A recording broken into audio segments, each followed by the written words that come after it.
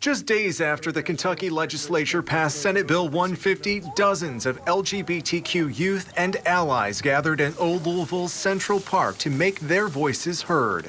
It is not fair for all of the kids and all of the teenagers who just want to be accepted for who they are and who they want to be. The bill prohibits anyone under 18 from receiving gender-affirming care, which a majority of medical experts have deemed a safe and effective treatment for gender dysphoria. We have to keep fighting. People's lives are on the line. But for some right now, the fight is just too great.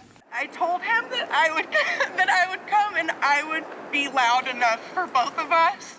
Rachel Klein is the mother of a 12-year-old son who began receiving gender-affirming care about 9 months ago. She says it dramatically improved his mental health. That is, until this legislative session got underway. He just said, I'm too tired. And tired is another term for, I just want to lay in bed. Like, it's just too much for me. It's too powerful, too heavy. And so I told him that I would be his voice today. Governor Andy Beshear had harsh words for the bill Monday, hinting that a veto could be coming. We know from all the statistics that this type of bill will lead to an increase in teen suicides in Kentucky. I can tell you I will never be able to support a bill that's going to lead to increased suicides.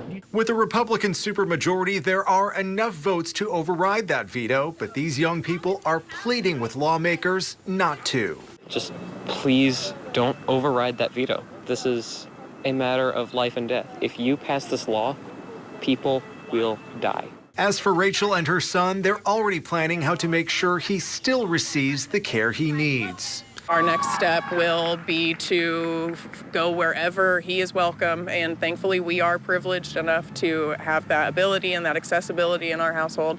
Lots of kids aren't. And she says she will continue to fight alongside those kids for as long as it takes.